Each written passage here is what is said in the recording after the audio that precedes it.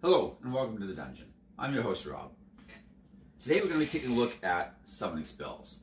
I've recently done a bunch of warlock spells, and before that I did some cleric spells, and someone asked me to make a video about summoning spells, and actually about summoning as an archetype or as like a character type party role.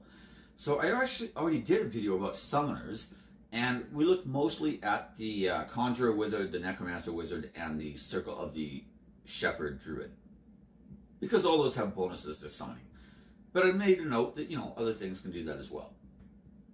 But I didn't go through the actual spells. We looked at like ways to streamline summons, because we've all seen that game where you got one guy summons 16 creatures and then he wants to use it as one and only lucky d20, and he wants to roll all 16 attacks separately, and it just bogs the game down, and his turn takes an hour, and the barbarian is just like, I just wanted to hit something with my axe, man. That's all I'm doing. And he's sitting there for an hour, just bored out of his mind. So I looked at ways we could fix things.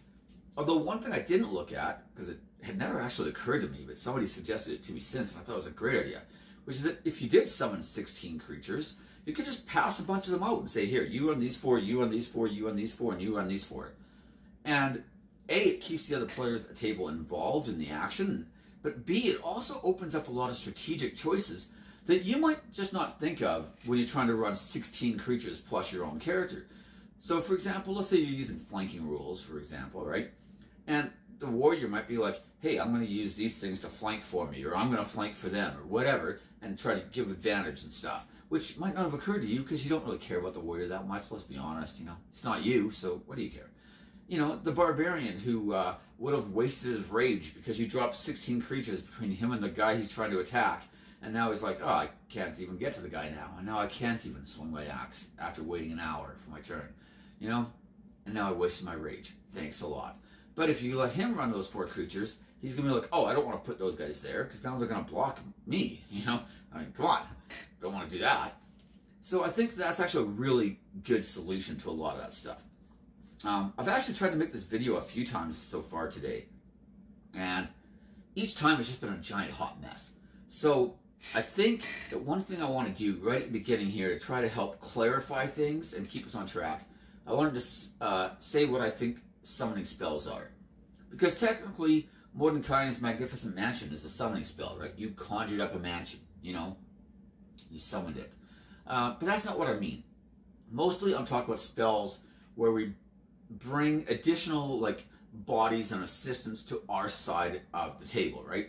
So I'm looking to bolster our forces. It's like a conjure animals, conjure woodland beings, summon greater demon, infernal calling, even an animate dead. Those types of spells that are going to bolster our forces. So that's what I mean by summoning spells. We're looking at adding a bunch of things to our side of the battlefield to help tip the odds in our favor. But it's also important to note that some of these spells have a lot of out-of-combat usefulness.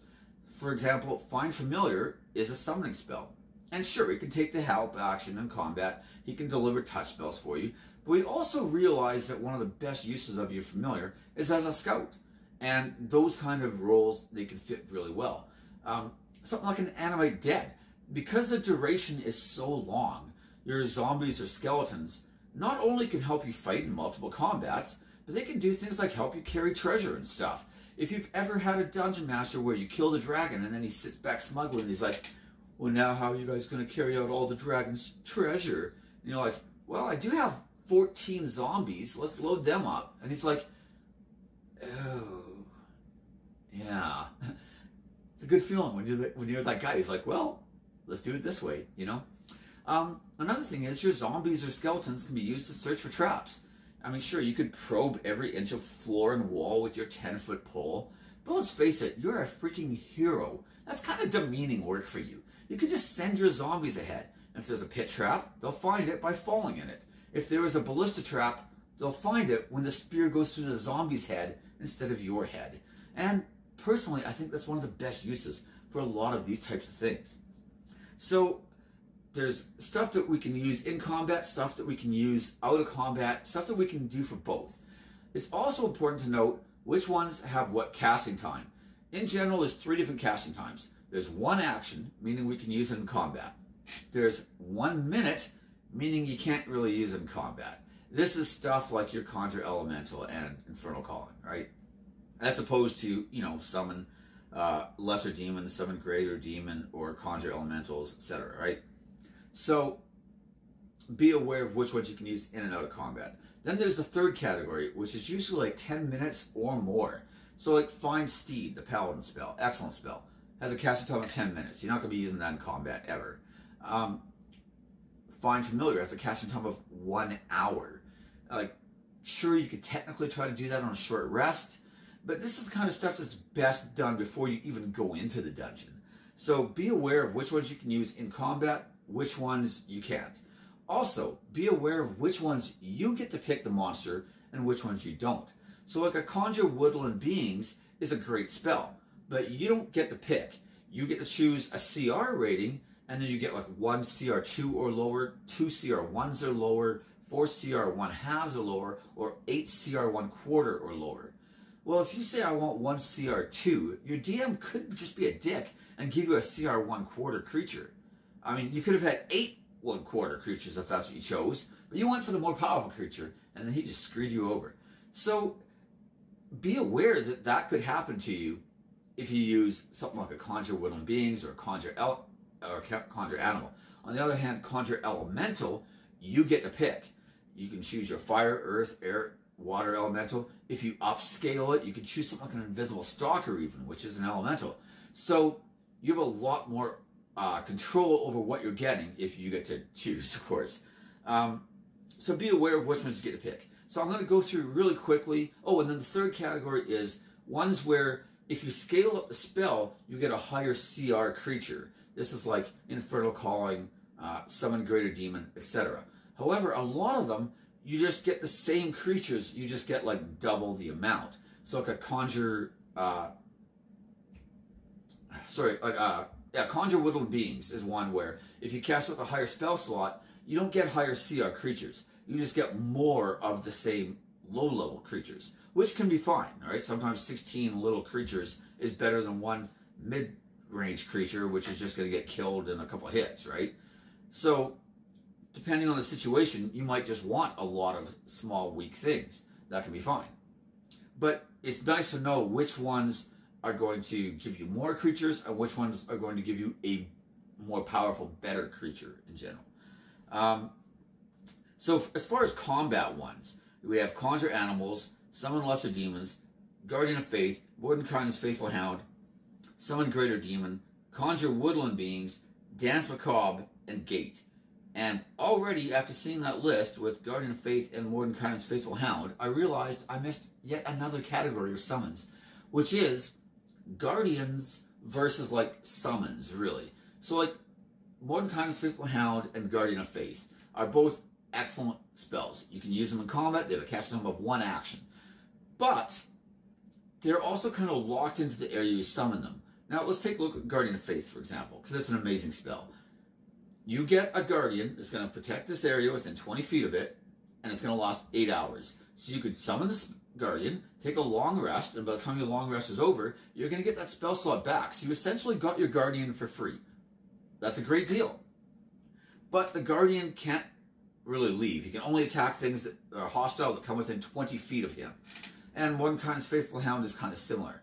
So you can't load them up with a bunch of treasure and have them carried out with you as you go through the dungeon. You can't bring them with you for, from room to room, encounter after encounter. You can't have them come with you on your travels as you go overland or by ship or anything else. They're stuck in that area, and that's what they do. Now, I mean, technically, if you summon him on a ship, maybe he'll go with the ship. So if the ship travels, maybe he still comes. But either way, he's not leaving the ship in that case.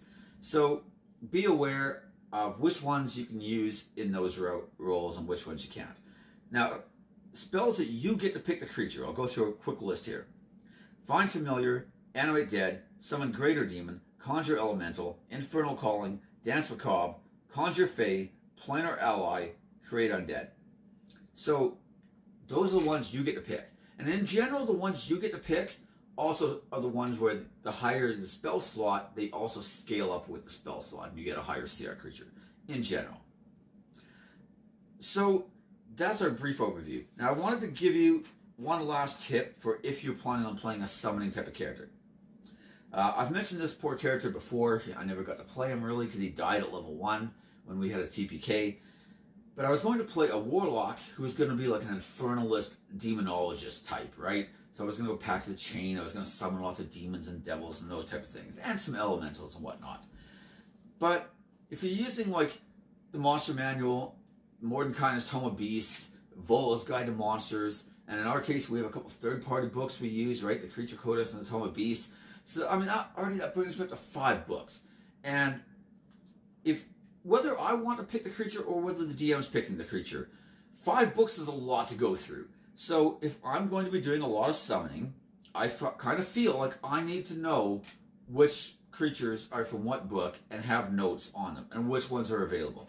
So I made a list for that character of lesser demons, what CR they were, and what book they're from. Greater demons, CR, the book. I also made a note of their charisma bonuses for saving throws, because in the case of Summon Greater Demon, he gets a saving throw to resist my commands. So if I have a choice between a CR, or between a creature with a +3 charisma saving throw and a -3 charisma saving throw, the -3 is going to be much easier for me to control, and it's going to minimize the chances that he goes rogue and kills my whole party. Which, you know, I mean, I can make a magic circle around myself, so I'm probably fine, but the rest of the party might not appreciate it. Now, granted, that is kind of a them problem, not really a you problem, but still, it might make the other players angry. I also made a note of just some general abilities for each one of these things, right? So, for example, the Barl-Gura. I wrote down he's a solid tank and has limited spells. The Shadow Demon has stealth and incorporeal movement. The Varrock, for example, is a CR6, so I'd have to upcast by 1 level. But he has a stun attack, an AoE spore attack, and good hit points. And, you know, some of them have spells, some of them cast things like Wall of Fire, you know, or whatever. So I wanted to make a note of what abilities each one has, as well as like what the charisma saving throws are, to make it easier for me to pick, that if I'm using this in combat, I can just look at my list and say, hey, we need something that's kind of tanky and has lots of hit points. Well, I've got the Barl-Gura, I've got the Varrock, you know, I've got the Tanaruk from Volos. So, you know, just kind of have a bit of an idea of where you're going to go to right off the bat, and then you can like look at the monsters really quickly or whatever and make a decision. And make that decision on somebody else's turn, not on your turn. Please, just keep things moving as fast as you can. So, that was basically the prep stuff that I wanted to talk about early on. Now we're going to go through each spell level by level, right? And where possible, I will try to remember to mention what classes have this on the spell list. But be aware that just because, look, if I say that Conjure Elemental, for example, if I say that that's a wizard spell, I think it's wizard and druid, actually. Yes, Conjure Elemental, druid and wizard. It's not on the warlock spell list. But warlocks do have an invocation they can take where they can learn called Conjure Elemental. Animate Dead is not on the cleric spell list. But Death Domain clerics have it as a domain spell, right? We all know that Find Familiar is not a warlock spell, but if you go back to the chain, you can get the Find Familiar ritual, and you can actually get an even better familiar. Bards could technically take any of these spells by using magical secrets on them. So I don't want to go through every possible permutation of how you could get the spell. If I say it's on that spell list, that just means it's on that general spell list. It doesn't mean that they're the only class that can get it. So yes, your Bard can take Find Greater Steed as one of his magical secrets. We all know that, but I'm not going to spend a lot of time going through every spell of all the different possible ways you can get it, okay? So let's begin with the spell list. Level 1, we have the wizard spell, Find Familiar.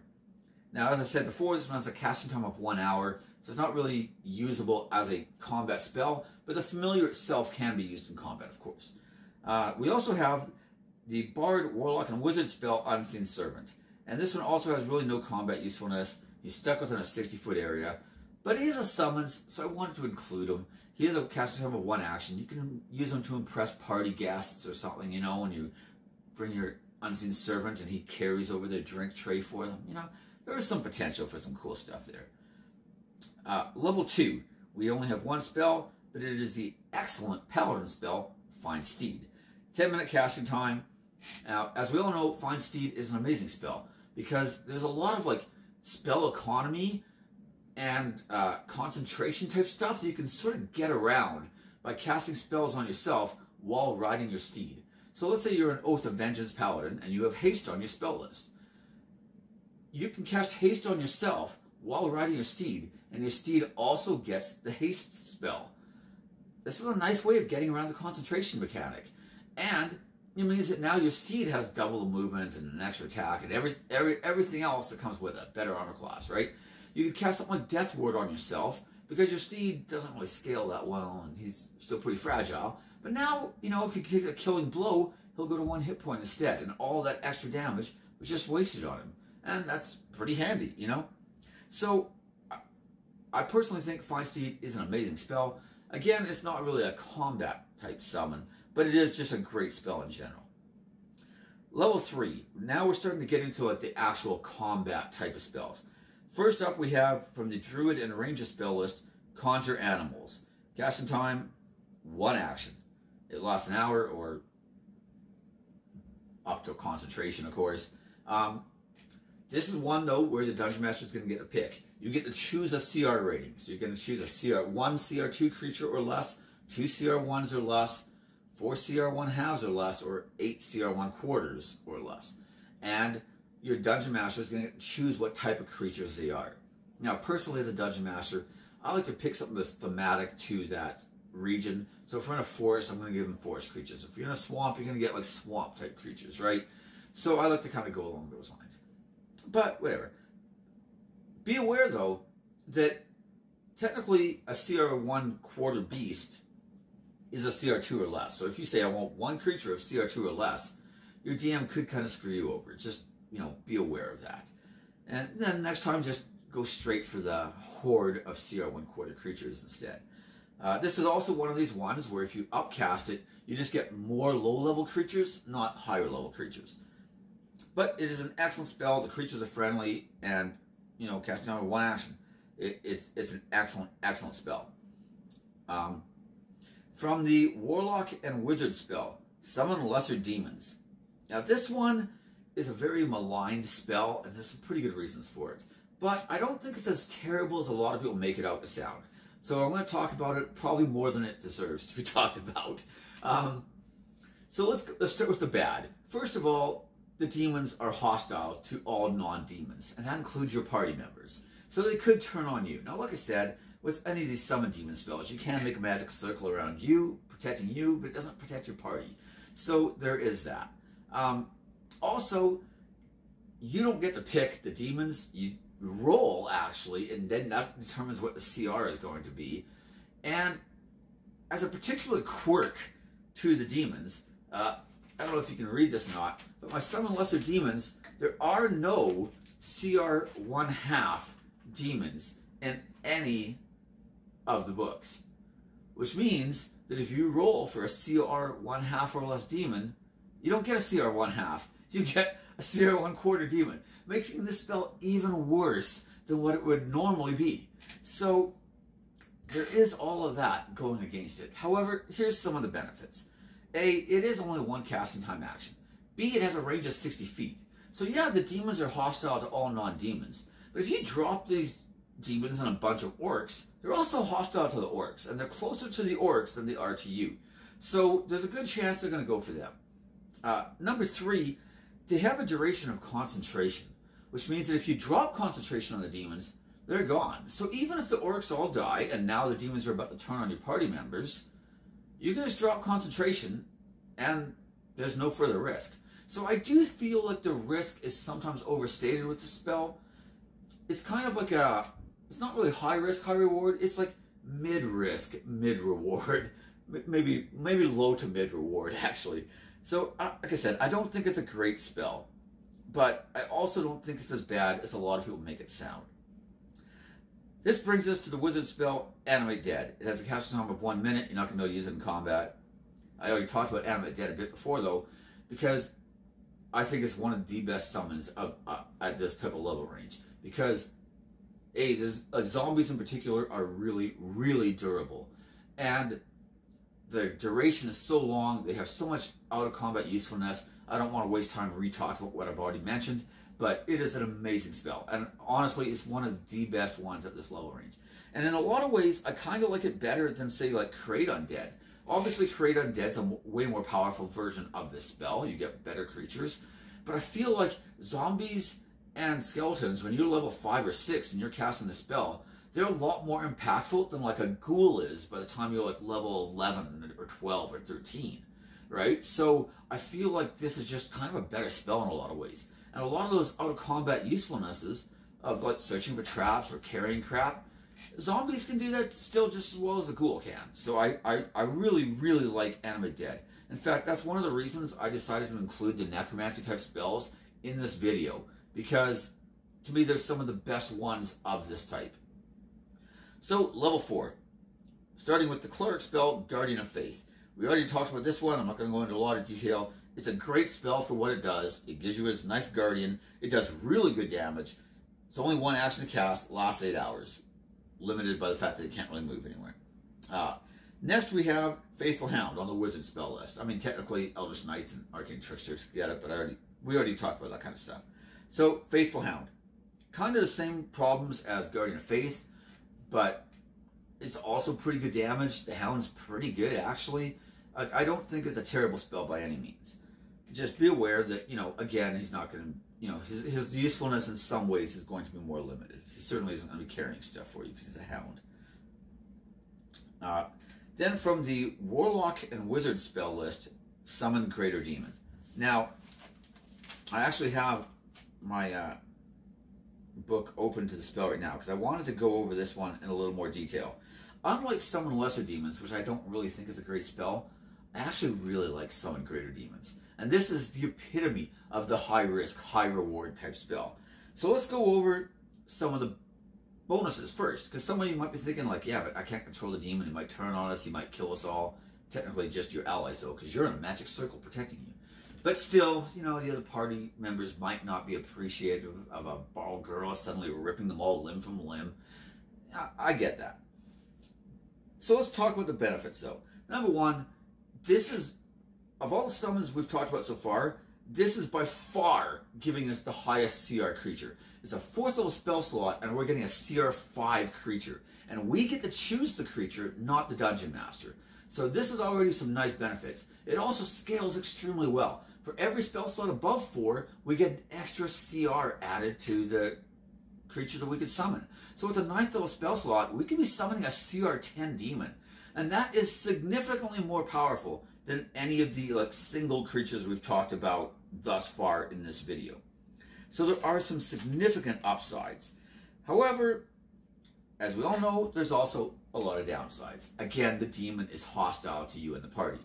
Now, he gets to make a saving throw, a charisma saving throw, at the end of every one of his turns in order to try to break free of your control. So you can command him on your turn as a free action, or actually it's a non-action. It's not even an action. You just get to command him with verbal commands. And then he has to do it that round. But at the end of that round, at the end of his turn, he gets a saving throw. So you are at least going to get one action out of the guy before he gets a saving throw. And as I mentioned before, if you are aware of which ones have advantage on the saving throws, which ones have bad saving throws, you can kind of help to minimize that risk to a degree. Also, again, you have the 60-foot range. So as a previous example, maybe you drop this guy into the midst of all the enemies. It specifically says that if he breaks free, that he will spend the rest of his time attacking the nearest non-demon creature. And if he has a choice between two, he'll choose whatever one's attacking him. So that's not so bad either. He might not just turn on the party right away. So here's the other downside though. Unlike Summon Lesser Demons, which has a duration of 1 hour or concentration, this one has a duration of 1 hour or concentration. But if you break concentration early, he still lasts an additional 1d6 rounds. So unlike the Lesser Demons, you can't just stop concentrating and dismiss them instantly. This guy's going to stick around for an extra 1 or 6 rounds. Now, 1 round's not so bad if it turns on you. You can probably, you know, as long as it wasn't a horrifically tough fight, which it might have been. Otherwise, why are you summoning a demon to help you? You might have been pretty desperate. But 1 round isn't bad. But 5 or 6 rounds could be lethal. So, again, it's very, very risky, but it's not, you know, it's not horrifically bad in some cases. You can minimize the risk if you know the thing's true name, because now it has disadvantage on all the saving throws.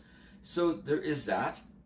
I feel like it's definitely worth talking about it, because it's one of those spells I don't see a lot of people ever use or even like. They always look at the downside, but don't necessarily realize, like, this is way more powerful than the other summonings that we've been talking about thus far. So I thought he deserved a bit of attention.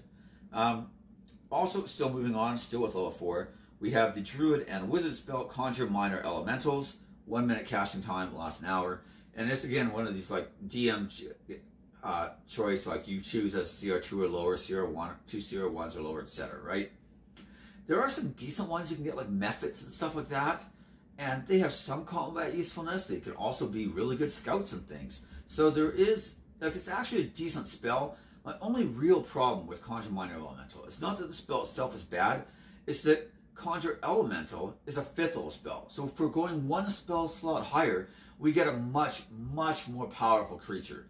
And to me, it really makes it hard to justify using this when I could be using the other one. But, you know, they're both decent spells, though. I don't want to make it sound like Conjure Minor Elementals is a bad spell by any means.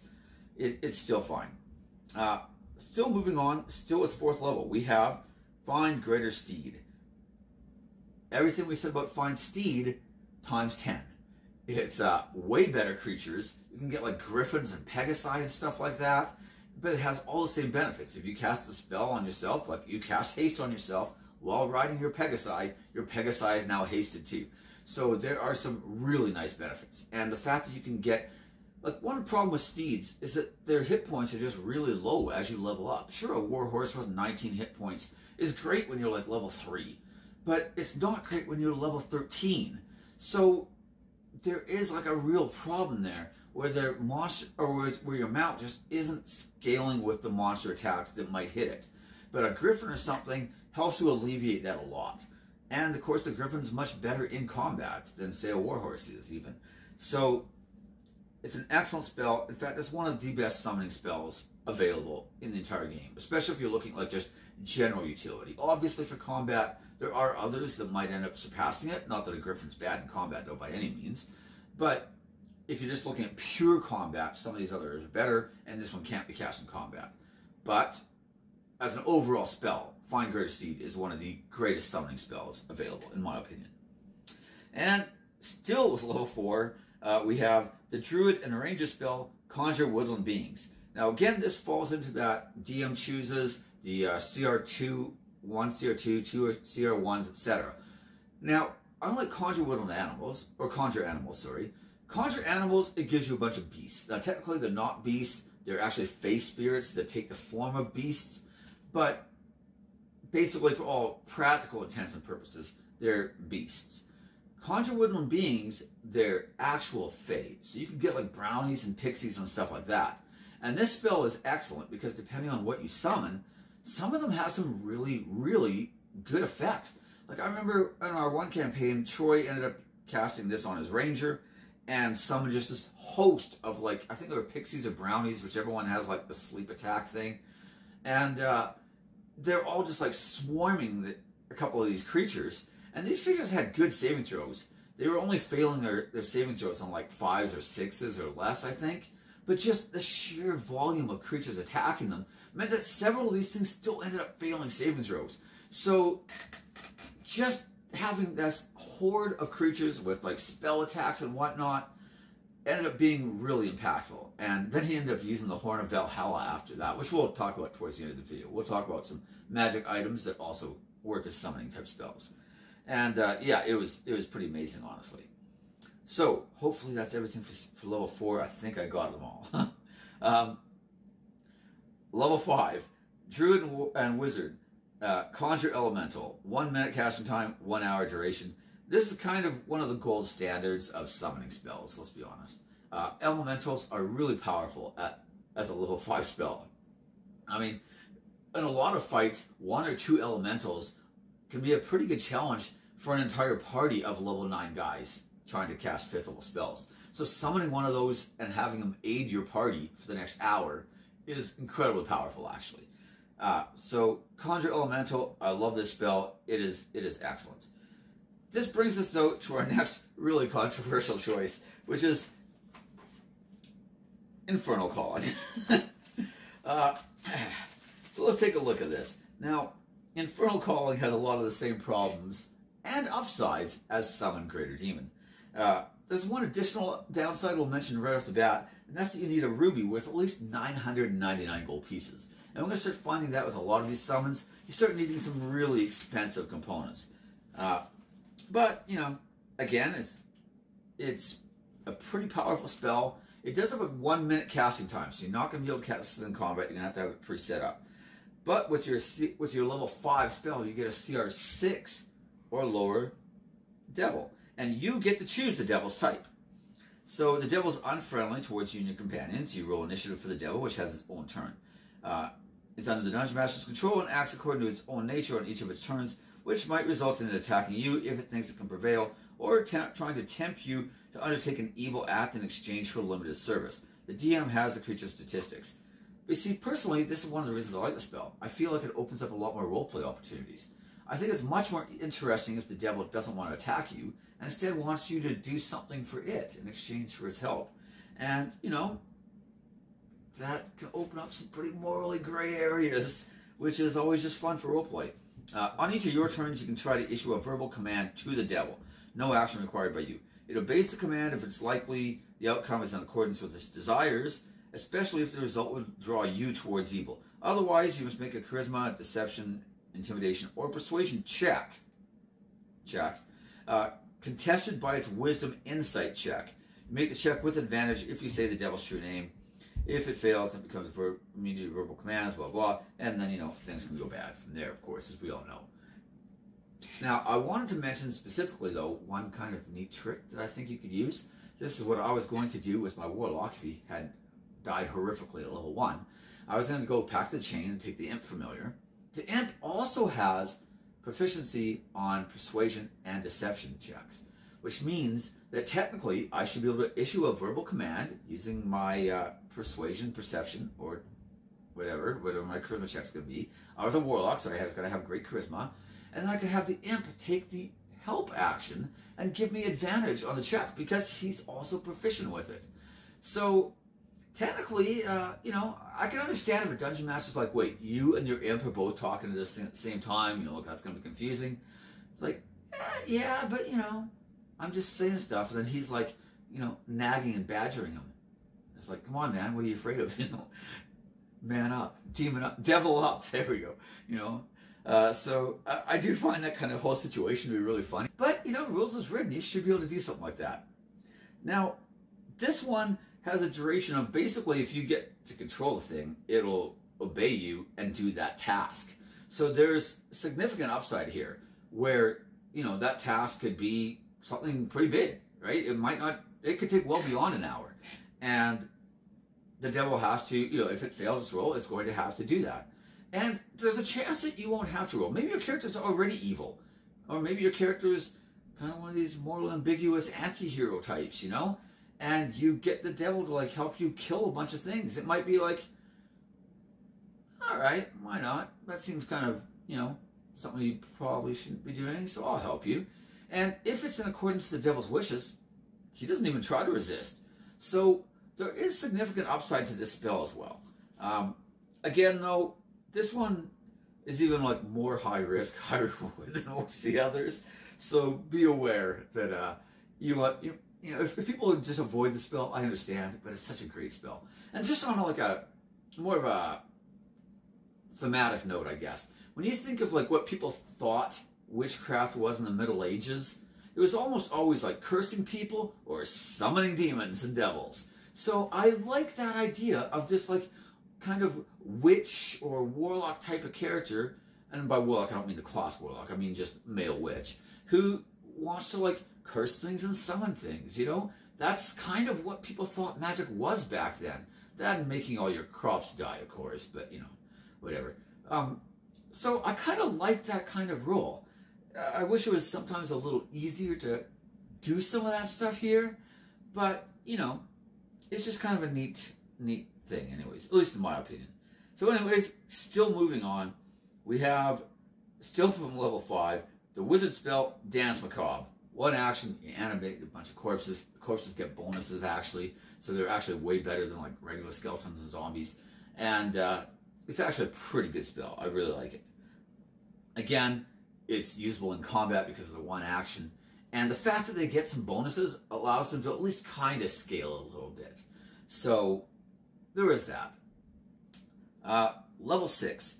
Druids and Warlocks get Conjure Fey. Casting time of 1 minute, Fey lasts an hour.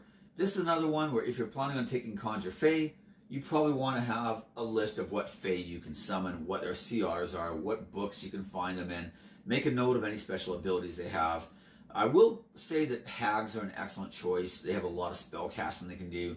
The only thing with Hags is be aware that some of their best spells come if they cast stuff as a coven. And if you're just conjuring one Fey, you're not going to have a coven. I mean, technically, maybe your Warlock and your party's 2 Druids all decide to conjure a bunch of Fey, and then you just summon the entire coven. But that's a lot of gray area there. Your DM might not be cool with it. However, we also have a couple other spells at this level. The next one is a cleric spell, Planar Ally. And I like to talk about Planar Ally a bit as well. I know I'm really getting bogged down on details on a few specific spells. I didn't have this one ready apparently. Planar Ally, there we go. Casting time of 10 minutes. Now, the problem with Planar Ally is the spell is rather vague in a lot of ways. There's some sort of cost involved. And they give examples, for example, right? So they say, as a rule of thumb, a task can be measured in minutes, requires a payment worth 100 gold per minute. A task measured in hours requires 1,000 gold per hour. And a task measured in days up to 10 days requires 10,000 gold per day. The DM can adjust these payments based on the circumstances.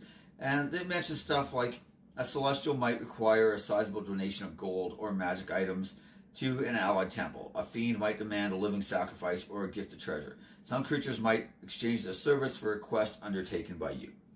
So it is pretty vague. You don't even really know what the cost is, to be honest. So there are some, and the cost is pretty steep potentially, right? I mean, you summon yourself something and want him to help you for like up to 10 days, and it's 10,000 gold per day.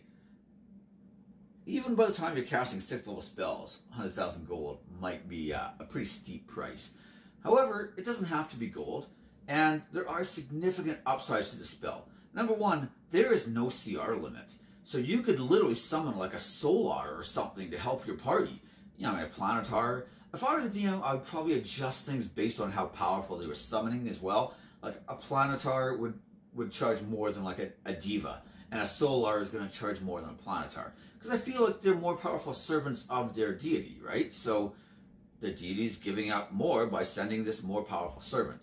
But you get to choose, and like I said, there's no real CR. Like this is hands down the most powerful potential summoning spell of all the ones we've talked about. Because you could, like I said, you could get like a Solar, which is like what, like CR 20 or 21, somewhere around there. I mean, they're insanely powerful, and it's not hostile to you. You just have to bargain with it and make some sort of, you know, arrangement to pay its fee. But as long as you do that, whatever that fee might be, you could have it with you for the whole time. I mean, you could be like, you summon this Solar. We'll assume it's a Celestial, for example. We're going to go with. Let's say you're a good cleric, and you're like, you summon this Solar from your deity, and the Solar appears, and you're like, help us to cleanse this evil temple of its wickedness and iniquity, and this temple is like dedicated to like Orcus, you know, and we need to like cleanse it of its undead filth. And the Solar might be like, yeah, I'm down with that, because, you know, maybe your god's at odds with Orcus. Maybe Orcus is like one of his prime rivals, you know. On the other hand, I really like the idea of these things demanding quests, because again, it's going to open up a lot more roleplay opportunities. So if I was a dungeon master and somebody did, let's say this scenario, they summoned this Solar to help them cleanse out this temple of Orcus, the Solar would be like, all right, I'm totally on board with that. I will help you cleanse this temple of evil. But you kind of pulled me away from this giant war where I'm fighting one of Orcus's like main lieutenants, and you know the armies of hell and heaven, or not hell, the abyss and heaven are like literally in direct conflict, and I was supposed to be running our side of the battlefield, you know, and now you pulled me away from that. So when we're done here, you're all going to come with me, and you're going to help me try to win this battle. And just the idea that the party could get sucked into this like massive side quest where now you're fighting this war against all these like demons and stuff, and maybe they have to try to get like through it and try to assassinate like the Balor or some sort of like minor demon, not really demon prince, but demon duke, let's call it, you know, or whatever it is that's serving Orcus or whatever. Like that right there would be an amazing quest. And it's all as a result of the party deciding, oh, let's just try summoning a Solar. Why not? You know? So I really love that kind of idea. To me, that's just kind of an exciting thing, and it's going to be something that's very memorable. But, like as I said, the good side is that these types of creatures can be insanely powerful. And there's no chance of it really, like, turning on you or anything else, you know? So there is some significant upsides. And, yeah, like, a lot of gold can be annoying if you have to pay that, and doing some massive side quest might take 2 or 3 weeks, and maybe you didn't want to do that. But, you know, if you're just like, hey man, this dungeon is freaking tough, we need some help, then, you know, spend 10 minutes and summon yourself a Planar ally. Personally, I think it's a great spell. It's one I almost never see used, though. I've used it myself. I think in all the years I've played D&D, I've seen a couple people use it, and that's really about it. But it is a great spell, so I wanted to spend some time to talk about it. The last one is Create Undead. I mentioned this one earlier, and I don't want to sound like I'm being hard on Create Undead, because if you're just looking for combat help, it's a much better spell than Animate Dead, for example, right? It just is. But I find Animate Dead just has a lot of other stuff that I really like about the spell. It's a lower level spell slot. You know, like if I compare getting like a ghoul or two to summoning a Solar, like that's, you know, come on. Not even in the same category there. But it is a great spell. I'm not trying to sound like it sucks or anything like that. So moving on to level 7. Thank God we're almost toward the end, because there's, God, that was almost a pun there. I just mentioned Solars. But anyways, we're getting towards the end. There's not a lot of spells at this point anymore. The only level 7 spell is the cleric spell, Conjure Celestial. Casting time of 1 minute, lasts an hour. Conjure Celestial is really good, but also can be really frustrating. Because A, you're getting a Celestial of CR4 or less, but you don't get to choose. Now that might not be so bad if it wasn't for the fact that there's so few Celestials in the books. Fortunately, good old Tome of Beasts and Creature Codex have tons of angels and other Celestials listed in the book, including a bunch of low-level ones. But in like the Martial Manual, Volos, and Mordenkainen's, I think there's still only, I mean maybe I'm wrong, but as far as I remember, there's the Pegasus, the Unicorn, and the Quaddle. Now, fortunately, what's the name of that one adventure? The Baldur's Gate one. Descent into Avernus, or whatever it's called. They introduced the Holophant, which I believe is a CR4 or 5. Either way, you could get it with this spell. If you cast with the 9th level spell, you can get a CR5. And so now you have your Pegasus Elephant hybrid. So that does give you another creature, at least, of a reasonable CR that you can get. And the thing is that, like, Holophants and Quaddle are all, like, they're both really, really good. That's why I want to like the spell so much. My only real complaint, like I said, is that we're talking about a 7th level spell slot now. Like, I might be willing to gamble on summon lesser demons on whether or not things are going to go good or bad, or what I'm going to get or whatever, because it's a 3rd level spell. Conjure Woodland Beings, 4th level spell.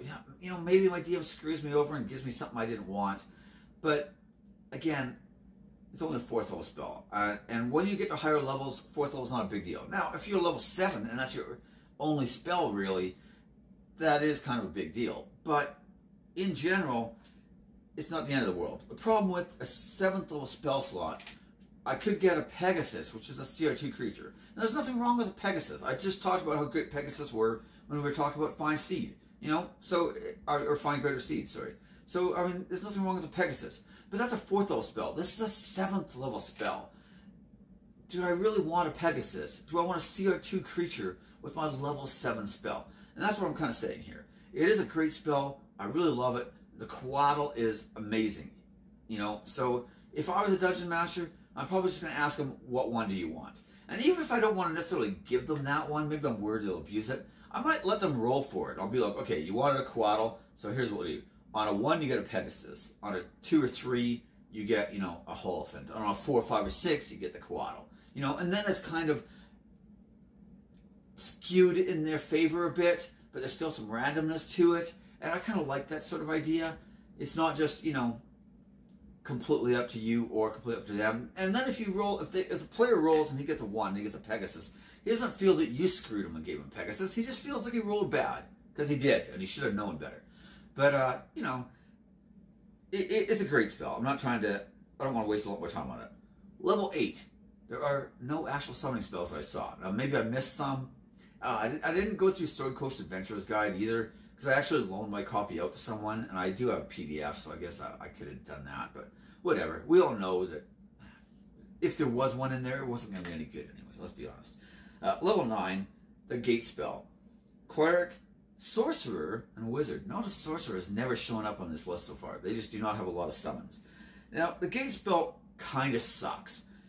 Partly because all the things I just mentioned about Conjure Celestial applies even more to this. It's a 9th level spell slot, and it's a total gamble. Because unlike Conjure Celestial, at least the Celestial is going to be friendly. Maybe you got a Pegasus and you really wanted a Coatl, but at least you got a friendly Pegasus.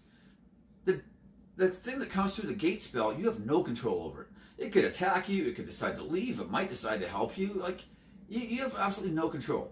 Furthermore, it's a lot more limited as to what you can get, because it specifically says that things like titles and subtypes aren't good enough. You need to have the thing's name. So you couldn't, for example, just summon a Solar like we did with Planar Ally, right? Because Solar's, it's creature type. You need to have the name of a Solar that you wanted to summon. You know, and maybe you try summoning Orcus, but is that a good plan? Probably not, you know? All of a sudden Orcus steps through and starts one-shotting all your party members. That could be horrifically bad. The fact that you have no control over the creature is really kind of a problem for me, because this is a 9th level spell slot. I could have been casting a Wish or something along those lines.